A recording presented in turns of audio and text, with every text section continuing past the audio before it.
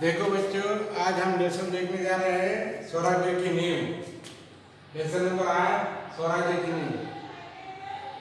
इसके लेखक है विष्णु प्रभाकर।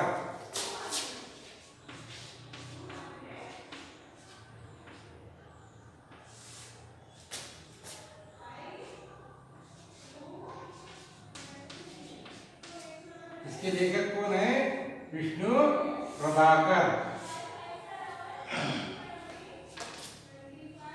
उन्मीकरण से शासक का यह दायित्व होता है कि सबका बराबर ध्यान रखना चाहिए। विपत्ति की हालत में धैर्य और समय स्फूर्ति से काम लेना चाहिए। कानून और नियमों का समान रूप से अनुसरण करना चाहिए। शासक का, गवर्नमेंट का यह कर्तव्य होता है कि सबका बराबर ध्यान रखना चाहिए। बहुत सारे लोग गवर्नमेंट के अधीन काम करते हैं या गवर्नमेंट के सरकार के दायित्व में रहते हैं, तो उनका सबका बराबर ध्यान रखना चाहिए। विपत्ति की हालत में, संकट के समय में धैर्य और समय स्फूर्ति, धैर्य रखने को कहना चाहिए और समय की स्फूर्ति से काम लेना चाहिए। कानून और नियमों का समान रूप से अनुसरण करना चाहिए। कानून और नियमों का समान अनुसरण करना चाहिए, समान अनुसरण करना चाहिए। जो भी कानून है, रूल्स एंड रेगुलेशन है, उसका अनुसरण समान रूप से करना चाहिए, सही तरीके से करना चाहिए, सबके लिए एक ही होना चाहिए। जो शासक अधिकार में क्षमा का गुण रखता है, निसंदेह वह शासक आदर्श शासक कहता है। जो भी कोई राजा हो, सरकार हो या गवर्नमेंट हो, वह अधिकार में क्षमा का गुण, अधिकार में क्या करता है, वो माफ कर देता है, क्षमा कर देता है। निसंदेह वह आदर्श कहलाता है। निसंदेह वह राजा कैसा होता है? आदर्श बन जाता है। कुछ प्रश्न पूछे। शासक को विपत्ति की हालत में कैसे काम लेना चाहिए? शासक को विपत्ति की हालत में समान रूप से काम, बराबर रूप से काम लेना चाहिए। आपकी नजर में आदर्श शासक के लक्षण क्या हो सकते हैं? आदर्श शासक के लक्षण ये हो सकते हैं: अधिकार में क्षमा का गुण रखता है, निसंदेह वह आदर्श शासक कहलाता है। सुव्यवस्थित शासन के गुण का क्या हो सकते हैं? सुव्यवस्थित शासन के गुण कानून नियम समान रूप से होना चाहिए, ये गुण है। उद्देश्य: छात्रों को साहित्य में एकांकी विधा से परिचित कराना, एकांकी भाषा पर रचना शैली से परिचित कराना, एकांकी लेखन के लिए प्रोत्साहित करना। देखो उद्देश्य में क्या दिया है? छात्रों को साहित्य में एकांकी से परिचित करना। एकांकी मीन्स नाटक कैसा करना चाहिए? अकेला। उसको अकेला ही आदमी क्या करता है? सबके पत्र उगारता है, बोलता है, सबके पत्र बोलता है, ऐसा करना चाहिए।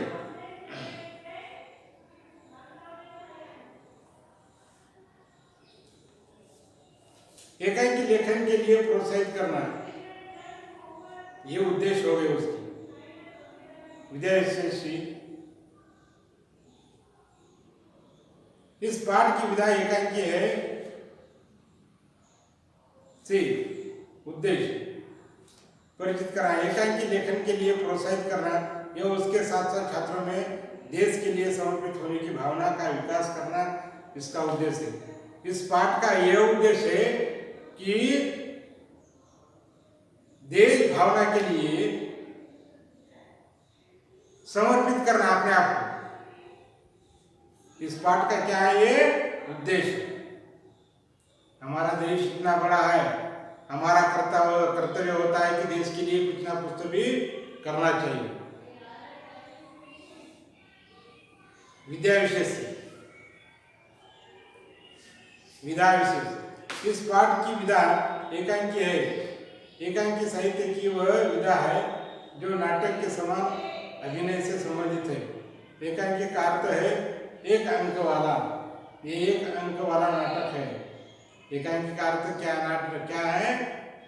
एक अंक वाला, ये एक अंक वाला नाटक है। यही एक अंक वाला क्या है? नाटक है। नाउ नेक्स्ट लेखक परिचय। विष्णु प्रभाकर का जन्म सन 1912 में हुआ। इस लेखक इस पाठ के लेखक कौन है? विष्णु प्रभाकर। विष्णु प्रभाकर इनका जन्म कब हुआ? 1912 में हुआ। वे आदर्श प्रिय व्यक्ति थे। कौन आदर्श प्रिय व्यक्ति थे? विष्णु प्रभाकर। इन्हें प्रेमचंद परंपरा का आदर्शोन्मुख यथार्थवादी लेखक कहा जाता है। इनको क्या कहा जाता है? प्रेमचंद परंपरा के। पहले हमने लेसन में देखा है, कौन सा लेसन देखा है हमने? प्रेमचंद का। कौन सा लेसन देखा है?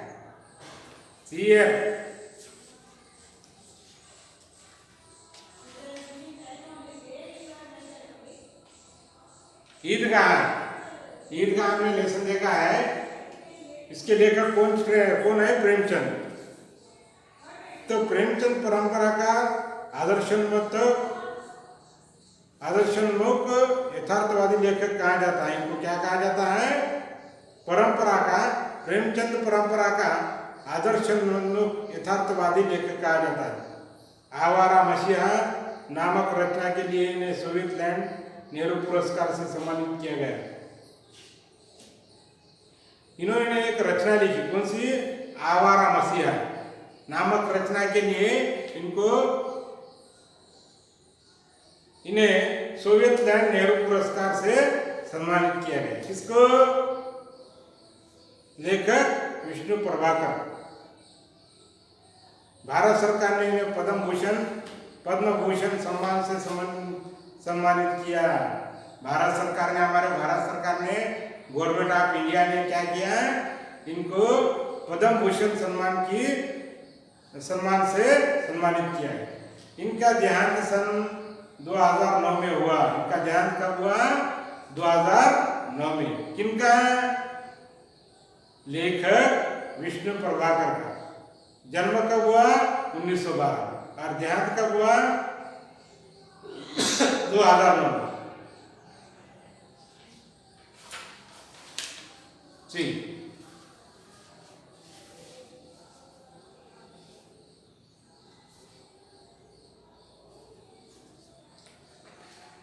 नाउ सी विषय प्रवेश। खूब लड़ी मर्दानी वह तो झांसी वाली रानी थी। खूब लड़ी मर्दानी वह तो झांसी वाली थी। सुभद्रा कुमारी चौहान की यह पंक्ति लक्ष्मीबाई की वीरता प्रकट करती है।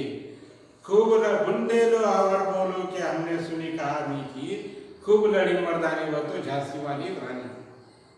ये किसकी कविता है? सुभद्रा कुमारी चौहान की। ये पंक्ति लक्ष्मीबाई की वीरता प्रकट करती है। लक्ष्मीबाई, झांसी की रानी लक्ष्मीबाई, हाथ में क्या रहता है? तलवार रहता है।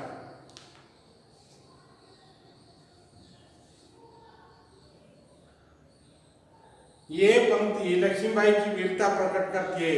क्या करती है? ये लक्ष्मीबाई की वीरता प्रकट करती है।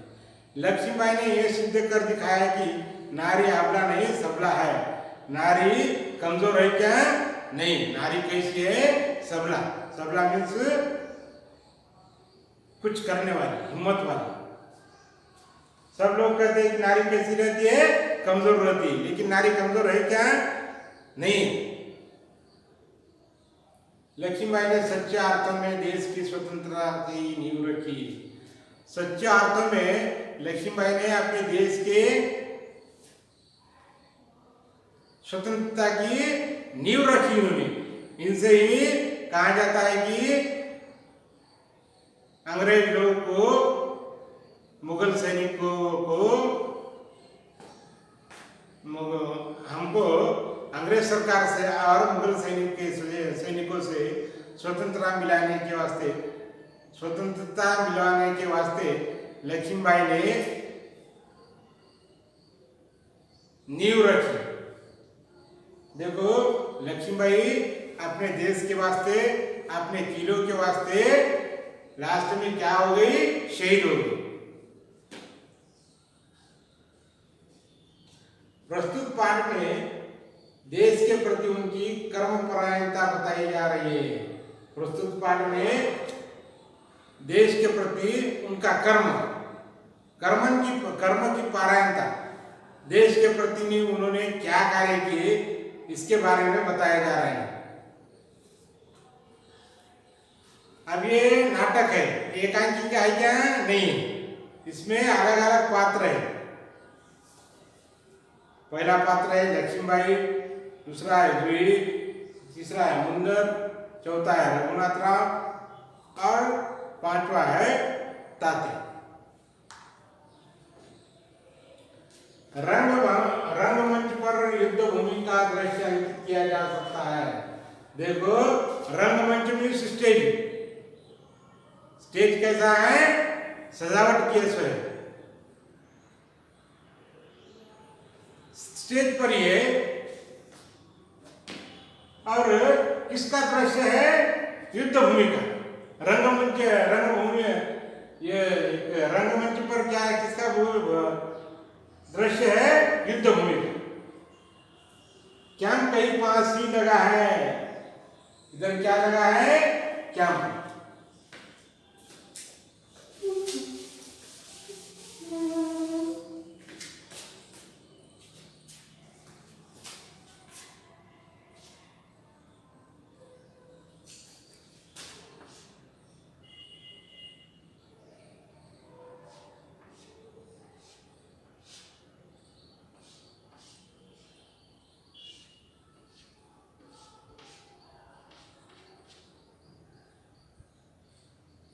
ये क्या है?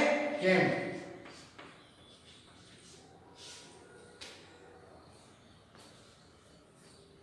महारानी लक्ष्मीबाई के तंबू में एक भाग दिखाई देता है।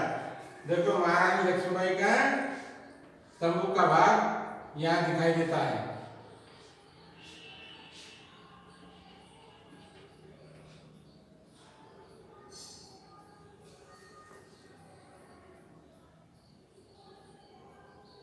पर्दा उठने पर महारानी लक्ष्मीबाई अपने सखी जूही के साथ उत्तेजित अवस्था में मंच पर प्रवेश करती है। ये क्या है? पूरा मंच है।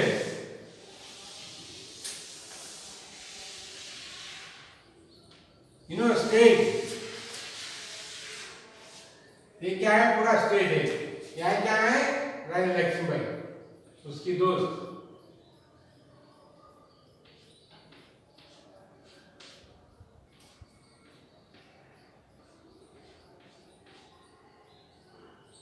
ये क्या? इतना बड़ा स्टेज है। स्टेज के ऊपर कौन है?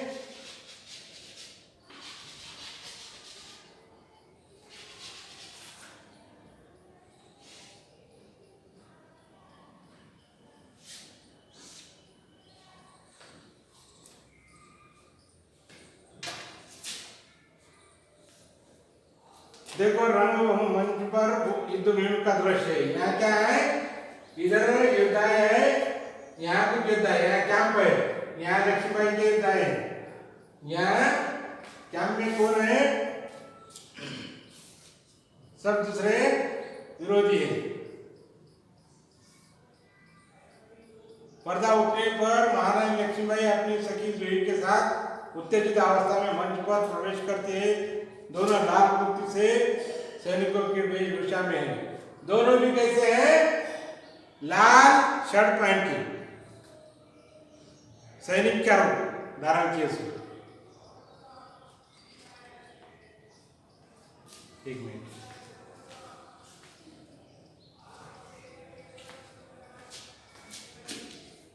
लक्ष्मीबाई क्या कहती? देखो, मेरे देखते देखते क्या से क्या हो गया जूही, मेरे देखते देखते क्या से क्या हो गया जूही। झांसी, कानपुर, ग्वालियर कहाँ गए? झांसी कालपी ग्वालियर कहाँ गए, परंतु मंजिल है कि पास आकर भी हर बार दूर चली जाती है। स्वराज्य को आते आते हुए देखती हूँ, परंतु दूसरे क्षण में हिमालय अड़ जाता है। उसे पार करती हूँ तो महासागर की डरावनी थपेड़े लहरें थपेड़े मारने लगती है। देखो लक्ष्मीबाई जुही से कह रही है कि मेरे देखते देखते क्या हो गया जुही, मैंने देखते देखते क्या हो गया। कालपी ग्वालियर कहाँ गए, कालपी राज्य जो है ग्वालियर ये कहाँ गए,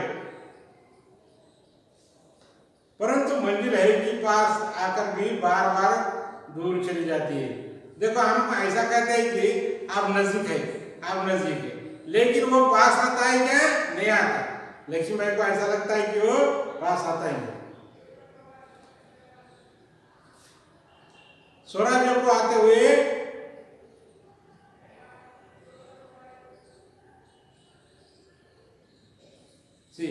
परंतु मंजिल है कि पास आकर भी हर बार दूर चली जाती है। स्वराज्य को आते हुए देखती हूँ, परंतु दूसरे क्षण में हिमालय खड़ा हो जाता है। देखो ऐसा लगता है कि स्वराज्य मिलने वाला है, लेकिन बीच में ही क्या हो जाता है खड़ा, हिमालय। कुछ ना कुछ करने पर कुछ ना कुछ अलग ही बन जाता है। ऐसा क्यों?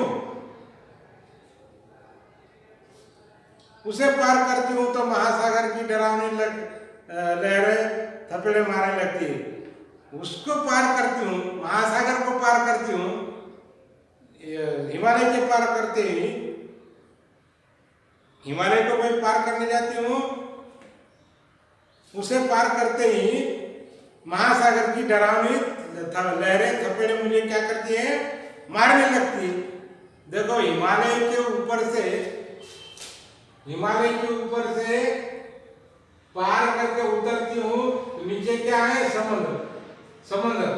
समंदर की लहरें और थपेड़े मुझे मारती है।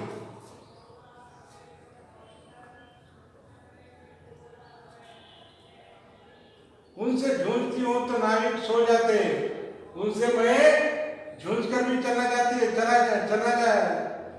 जाना चाहती हूँ तो नाविक क्या करते हैं, सो जाते हैं। नाविक नाव को चलाने वाला। देखो जी उधर क्षितिज पर देखो कैसी लपलपाती हुई लपटें उठ रही है। सारा आकाश धूम उठाव से छाया हुआ है, प्रलय की भूमिका है। लेकिन राव साहब है कि रक्तमंडल की छाया में ऐशो आराम से मशगूल है। आयस में आते आते सहसा मौन रह जाती है। जुही कुछ कहने के लिए मुंह खोलती है, महारानी फिर बोल उठती है, जुही मैं प्रतिज्ञा करती हूँ कि मैं अपनी झांसी नहीं दूंगी। लेकिन झांसी हाथ से निकल गई। जुही नहीं, झांसी हाथ से नहीं निकली, मैं अपनी झांसी नहीं दूंगी। मैं अकेली हूँ, लेकिन उससे क्या, मैं अकेली ही झांसी लेकर रहूंगी। देखो महारानी अपने बारे में बता रही है कि मुझको लगता है कि स्वतंत्र कैसा है, नजदीक आ रहा है, स्वराज्य नजदीक आ रहा है। देखती हूँ तो नजदीक है ऐसा लगता है, लेकिन उसके पास जाती हूँ तो क्या हो जाता है, गायब हो जाता है, दूर चले जाता है। और बीच में क्या आ जाता है, हिमालय आ जाता है। हिमालय को भी पार करके जाना चाहती हूँ, हिमालय को भी पार करके जा सकती हूँ। नीचे उतरती हूँ तो महासागर की लहरें और थपेड़े मुझे मारती है। उनको भी पार करके मैं स्वराज्य के पास जाना चाहती हूँ, लेकिन नाविक क्या हो जाते हैं, सो जाते हैं। नाव चलाने वाले सो जाते हैं।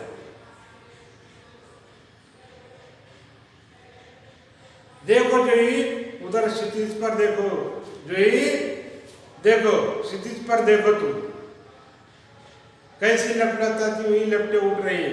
देखो क्षितिज पर देखो, तुम दूर देखो, दूर वहां देखो, वहां क्या हो रहा है, क्षितिज पर लपलपाती हुई लपटें उठ रही है, अंगार की लहरें उठ रही है। सारा आकाश धूम घटाओं से छाया हुआ है। पूरा आकाश कैसा है? धूम घटाओं से छाया है। प्रलय की भूमिका है। प्रलय की भूमिका मीन्स भूकंप की, अर्थक्वेक की भूमिका है। ऐसा वातावरण है। लेकिन राव साहब है कि रक्तमंडल की छाया में ऐशो आराम से मशगूल है। राव साहब ऐसे है कि वो रक्तमंडल में ऐशो आराम रक्तमंडल की छाया में युद्ध भूमि की मंडल जो है, ये सेंटेंट जो है, उसमें देखो युद्ध भूमि में भी आकर वो क्या कर रहे हैं? कैंप में ऐशो आराम कर रहे हैं।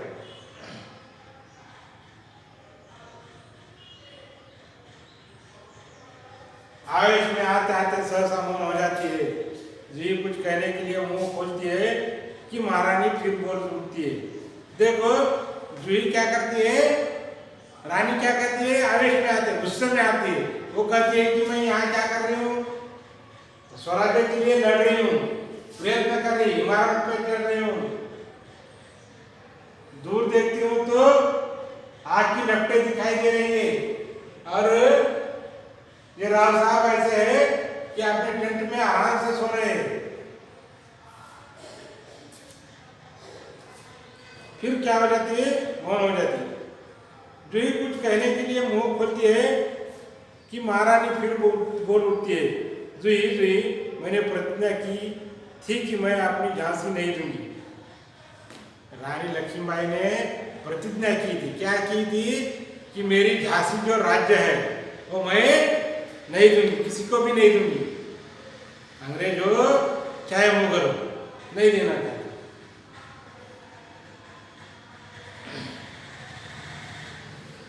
लेकिन झांसी हाथ से निकल गई थी। लेकिन झांसी हाथ से निकल गई। मैंने प्रार्थना की थी, मैंने शपथ ली थी कि मेरी झांसी किसी को भी नहीं दूंगी। सहसा तीव्र होकर, सहसा गुस्से में आकर, नहीं नहीं, झांसी हाथ से नहीं निकली। झांसी हाथ से निकली है क्या? नहीं निकली। मैं अपनी झांसी नहीं दूंगी, मैं अपनी झांसी नहीं दूंगी। मैं अकेली हूँ। मैं क्या हूँ? अकेली हूँ। लेकिन उससे क्या? लेकिन उससे क्या? मैं अकेली ही झांसी लेकर रहूंगी। देखो राव साहब को क्या है? मैं अकेली ही रहेंगी। तो मुझसे क्या? मैं अकेली ही झांसी लेकर रहूंगी। मैं अपनी झांसी को दूंगी क्या? नहीं दूंगी। देखो रानी लक्ष्मीबाई यहाँ जो बता रही है कि वो एक आवेश में है। किसके? स्वतंत्रता की। वो अपने राज्य को स्वतंत्र करना चाहती। मुगल लोग उस पर आक्रमण करना चाहते। झांसी का किला जो है वो किसी को भी देना नहीं चाहती। वह कहती है कि मैं मुगलों को मारकर स्वतंत्र हो सकती हूँ, लेकिन मेरे साथी जो है मुझे साथ नहीं दे रहे। कौन साथ नहीं दे रहे हैं? मेरे साथी। मैं अकेली हूँ। मैं कैसी हूँ? अकेली हूँ, और अकेली ही लेके रहूंगी। मैं झांसी किसी को नहीं दूंगी। मैंने शपथ ली थी कि मैं झांसी किसी को ही नहीं दूंगी। लेकिन क्या करते हैं? झांसी जाने वाले हैं, फिर कहते हैं कि नहीं नहीं नहीं, मेरी झांसी मैं किसी को नहीं दूंगी।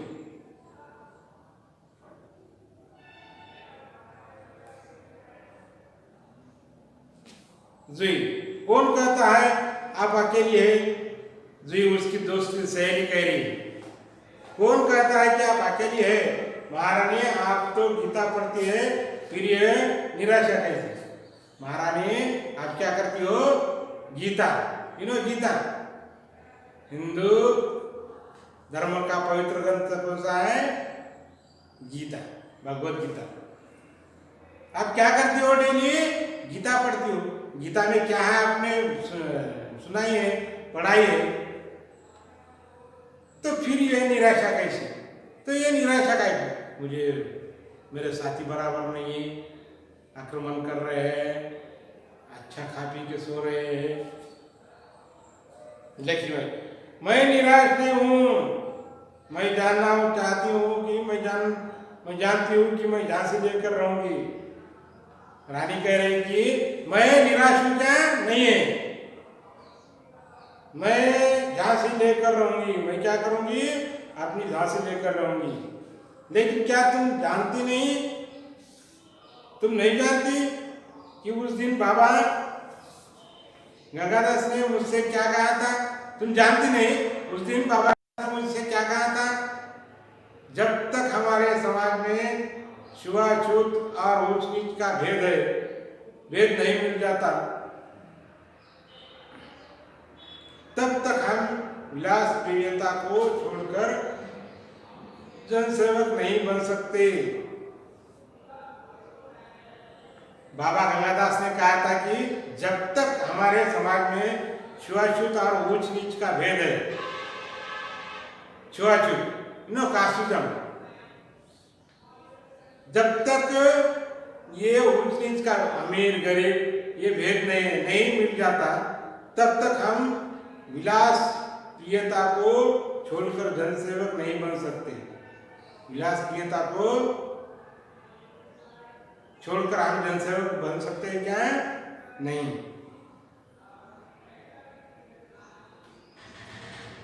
तब तक स्वराज्य की नींव, तब तक स्वराज्य नहीं मिल सकता। वह मिल सकता है केवल सेवा, तपस्या और बलिदान से। स्वराज्य हमें कैसा मिल सकता है?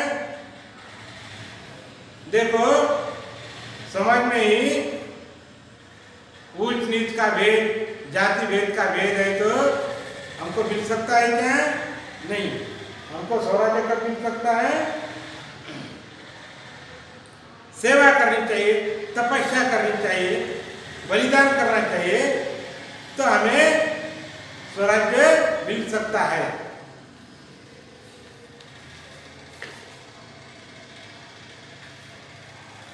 तो हमें क्या हो सकता है?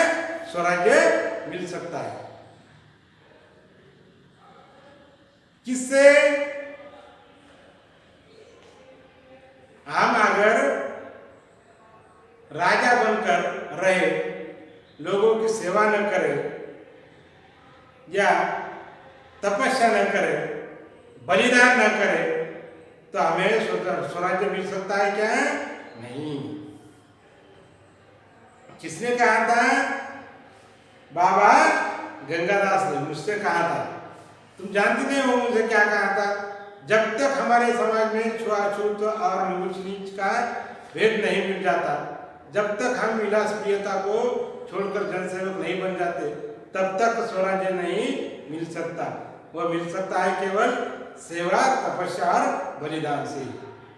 समझ में आया लेसन? नेक्स्ट पीरियड में अपन देखेंगे कल।